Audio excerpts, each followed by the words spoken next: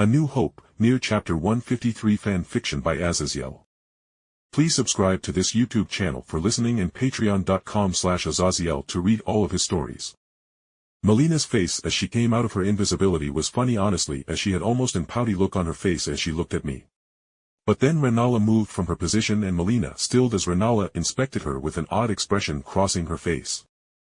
But the Carian Queen just took a breath and then shook her head with turning to sit on the edge of the large table I was levitating for us to fly upon. Let us go. I will not speak of your choice of companion Jake Bariss. But be wary of this one. And as Melina grimaced but still climbed onto the table as well. I wondered what actual connection Melina and Rennala shared, as I knew Rennala gave the spirit horse torrent to Melina, so I was kind of confused. Alright, next stop is the Lunar Princess Rennala, I spoke as the table took to the air with all of us riding it with A2 behind me, wrapping an arm around my side to keep me on the table as we quickly flew up into the air to get over the wards of the magic school of Raya. Rennala actually commented on that with a snort as she said. The wards go higher than dragons can fly naturally, and besides spells to catch hostile spells and attacks that come from above. We never accounted for anyone from Radagon's warriors flying this high. That was an interesting anecdote, but regardless we flew from Raya to the west towards the edge of the lands of the swamps of Liurnia, and once we reached the fog-covered mountainous terrain surrounding the lands held by Rennala's noble bloodline in the Carian Manor.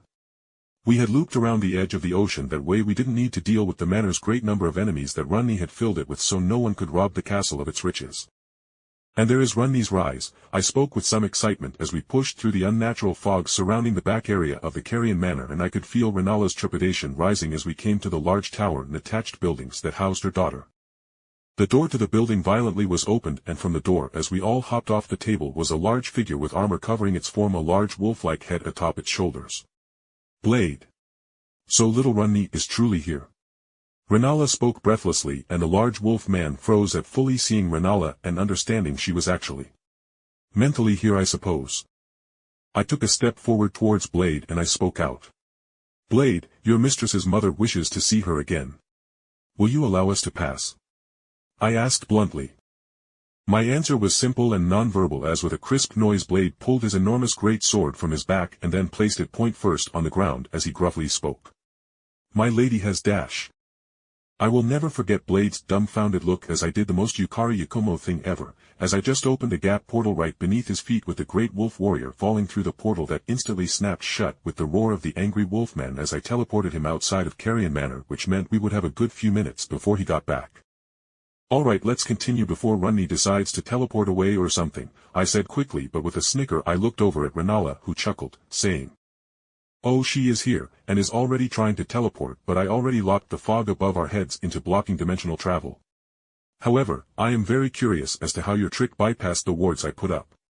And as though getting her mind reminded that Rennala was here, I watched with a smile as Rennala all but stomped into the tower with her curvaceous form bouncing as she all but ran to find her daughter at the top of the tower.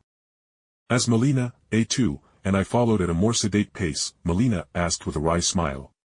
Jake, how does reuniting the Carian line together with Radon help you in killing the demigods? I am curious. I was silent for a long moment as I took in the masses of endlessly stacked books containing arcane knowledge, in all shapes and forms, along with magical apparatuses that I had no idea the use of. And finally I responded with a shrug. Honestly. I know Radon is an utter badass and want to see him at his peak level. Rennala is kinda troublesome, as she basically started the whole Elden Ring shattering with her killing Godwin. But frankly I want to help some of the more sane people of this world as I take power from this world along with its knowledge and technology. In either case, this world is broken, and no matter who becomes Elden Lord, there are not even 1,000 people in this large world who are remotely sane, so this world is doomed anyway. I said bluntly. That was the sad thing about Dark Souls Bloodborne and Elden Ring. It literally didn't matter what you did, the world was utterly boned and nothing could change that in all reality. I mean, sure, parts of this world were good and could be colonized by people if I wanted to open portals for the people of Remnant to move here. But like all of Caelid, who the hell would live in Caelid that was tainted by eldritch conceptual rot that was spreading throughout the land due to the rot sinking into the waterways of the world?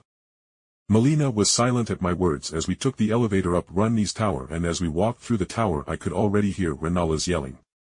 Why a blue doll though? You discarded your Empyrean flesh for a weird doll that matched your old body. Wait, was this doll, Blade's cuddle doll for when he was still a child and growing up? Is this why you are sitting on a stack of books to look taller, Runny?